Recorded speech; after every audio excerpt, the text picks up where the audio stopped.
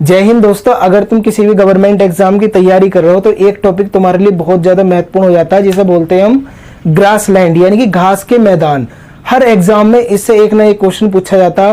तो आज इस टॉपिक को हम डिटेल में कवर करने वाले हैं। इसे याद करने का तरीका भी देखेंगे और ये भी देखेंगे कि ये घास के मैदान कितने प्रकार के होते हैं, कहाँ पर पाए जाते हैं। तो दोस्तों लेक्चर की शुरुआत करते हैं। तो दोस्तों लेक्चर को शुरू करने से पहले चैनल को सब्सक्राइब जरूर कर लो, क्योंकि आने वाली जितनी भी वीडियो उनके नोटिफिकेशन तुम्हें मिल जाए। और हम पॉलिटी शुरू करने वाले हैं बहुत ही जल्द, बिल्कुल फ्री ऑफ कॉस्ट तुम्हें पढ़ाई जाएगी। पॉलिटी जो तुम कोचिंग सेंटर में जाकर पढ़ते हो ना पैसे देकर, वो तुम्हें फ्री में पढ़ाई जाएगी। उसकी पीडीएफ भी मिलेगी, क्वेश्चन आंसर भी तुम्हें मिला करेंगे, यानी कि क्विज भी होया करेगी। तो बस तुम चैनल को सब्सक्राइब करके रखो और वीडियो को एंजॉय करो। तो दोस्तों अब देखते हैं हम घास का मैदान बोलते किसे है। अगर मैं यूनेस्को की तुम्हें परिभाषा बताऊं, यूनेस्को के द्वारा किसे घास का मैदान बोला गया, उसके द्वारा यह बोला गया कि एक ऐसा घास से घिरा हुआ मैदान जहां पे 10% से कम वन है या पेड़ है, ऐसा समझ लो, वो क्या कहलाता, ग्रासलैंड की कैटेगरी में आ जाता। जहां पे 10% से कम पेड़ होते और वो पूरी की पूरी भूमि ढकी होती, उसे क्या बोलते, ग्रासलैंड बोलते हैं या घास का मैदान बोलते हैं। अभी घास के मैदान दो भागों में ना बांटा गया। एक तो बोलते हैं हम उष्ण कटिबंधीय, एक को बोलते हैं हम शीतोष्ण कटिबंधीय।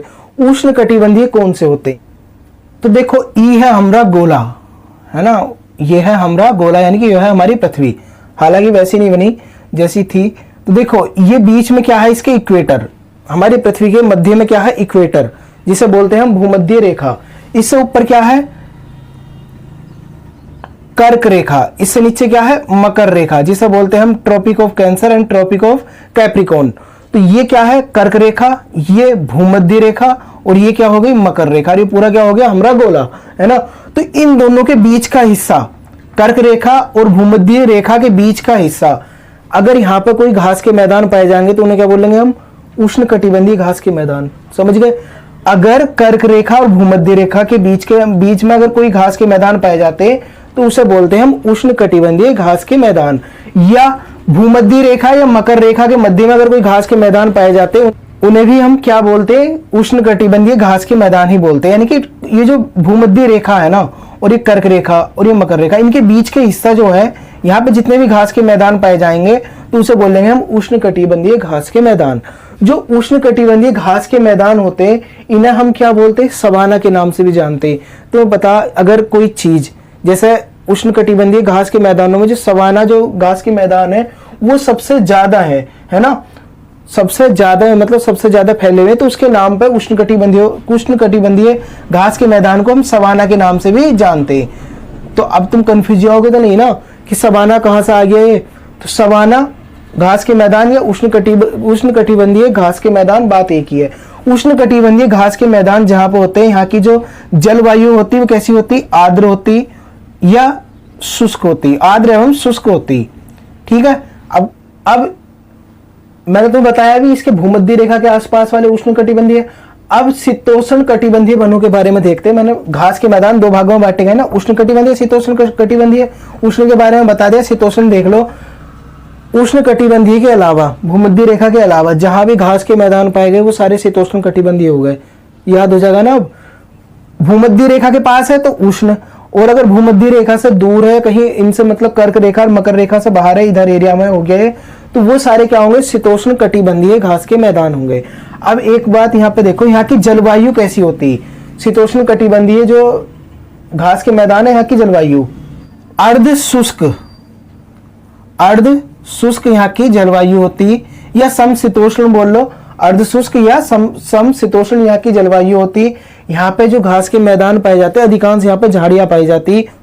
यहाँ की जो मिट्टी होती वो क्या होती, उपजाऊ होती, क्योंकि यहाँ की मिट्टी में खनिज तत्व पाए जाते हैं शीतोष्ण कटिबंधीय घास के मैदानों में। और यहाँ की जो जलवायु है वो चरम जलवायु होती, मतलब चरम का मतलब ये होता है कि ठंडी होगी तो 0 तक टेम्परेचर पहुंचेगा, तो कभी कभी यहाँ पे 0 तक पहुंच जाता, और हाई होगा तो 90 डिग्री तक पहुंच जाता, मतलब पूरा पीक तक पहुंच जाता। तो शीतोष्ण कटिबंधीय हो गए, ये समझ में आ गया, उष्ण कटिबंधीय हो गए। तो इनमें डिफरेंस पता चल गया। जैसे उष्ण कटिबंधीय घास के मैदान को सवाना के नाम से जानते, ऐसे ही शीतोष्ण कटिबंधीय घास के मैदान को प्रेयरी के नाम से जानते। किससे, प्रेयरी। इसके बारे में अभी बात करेंगे जब यहां पढ़ाएंगे। तो देखो तो ये हो गया उष्णकटिबंधीय, ये हो गया शीतोष्णकटिबंधीय। अब जो विश्व के प्रमुख घास के मैदान है उनके बारे में बात कर लेते हैं, क्योंकि यहां से एग्जाम में क्वेश्चन पूछे जाते हैं।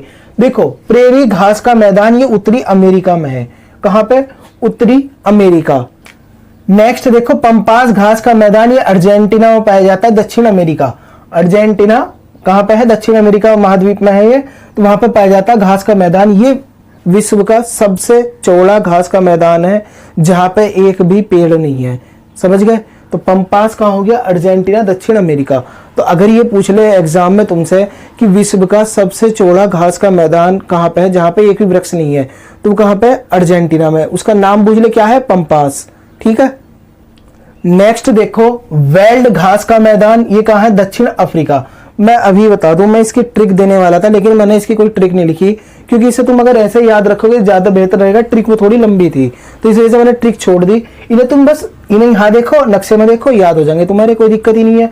नेक्स्ट देखो, डाउन्स घास का मैदान ये कहां है? ऑस्ट्रेलिया में। एग्जाम में ये क्वेश्चन नहीं पूछा जा चुका कि विश्व का ऐसा कौन सा घास का मैदान है जहां पर सबसे ज्यादा कंगारू पाए जाते हैं। तो कंगारू कहां पाए जाते हैं? ऑस्ट्रेलिया में।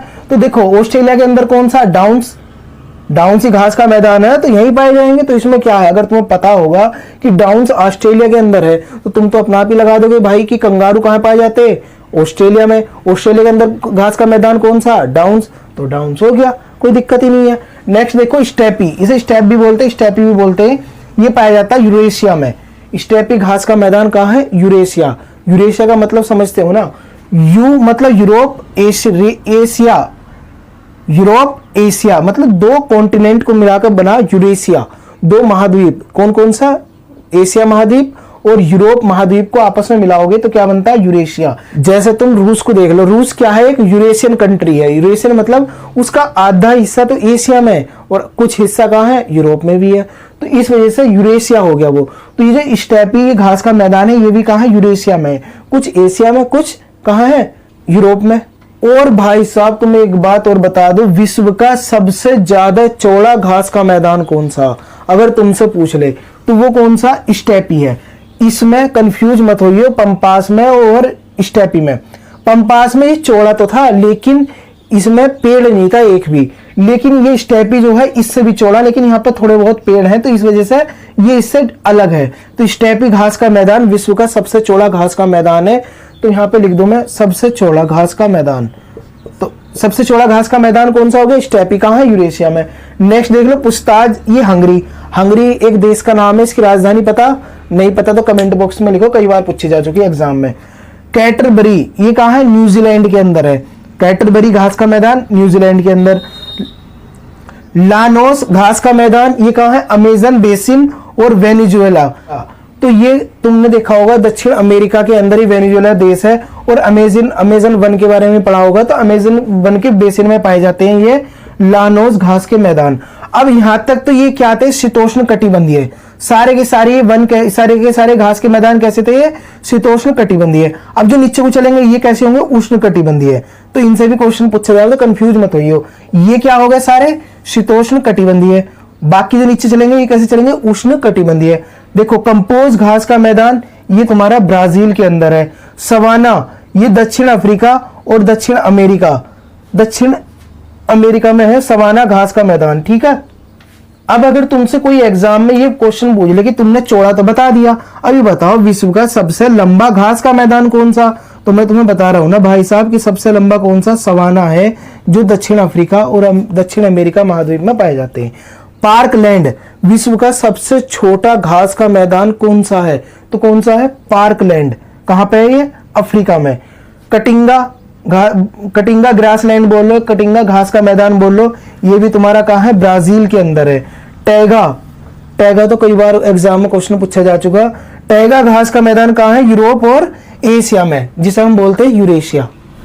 अब एग्जाम में एक क्वेश्चन बहुत ज्यादा पूछा जाता है कि ऐसा घास का मैदान कौन सा जो भूमध्य रेखा के सबसे पास है? तो कौन सा? सवाना। मैंने बताया ना, ये वाला, ये भूमध्य रेखा के सबसे पास है और इसे क्या बोलते हैं हम? उष्ण कटिबंधीय घास का मैदान ही बोलते हैं। अब वो एग्जाम में क्या पूछ लेगा? देखो, ये दे देगा, स्टेपी दे देगा, प्रेरी दे देगा और कैडबरी दे देगा, और एक इसमें दे देगा जैसे दे दिया पार्कलैंड। अब पूछ लेगा निम्नलिखित में से कौन सा उष्ण कटिबंधीय घास का मैदान है? तो कंफ्यूजन नहीं है, बस ये याद रख लो, ये तीन चार हैं जो कौन से उष्णकटिबंधीय, बाकी सारे क्या है, ये शीतोष्ण कटिबंधीय। तो इन्हें तुम अगर अपने मैप में देख कर याद करोगे तो ज्यादा अच्छे से याद हो जाएंगे। और अगर तुमसे एग्जाम में ये पूछ ले कि भारत के अंदर कौन सा घास का मैदान है, या बुग्याल एवं मर्ग घास का मैदान कहाँ पे है, तो ये है तुम्हारा भारत के अंदर। तो बुग्याल एवं मर्ग कहाँ पे है, भारत के अंदर है। तो दोस्तों ये तो हो गए सारे घास के मैदान। अब अगर इससे रिलेटेड तुम्हारे मन में कोई भी डाउट हो तो कमेंट बॉक्स ओपन है, कमेंट करके मालूम कर सकते हो। और आज का लेक्चर अगर तुम्हें पसंद आया तो लाइक जरूर करना दोस्तों। मिलते हैं फिर नेक्स्ट लेक्चर में, तब तक के लिए थैंक्स अ लॉट, जय हिंद।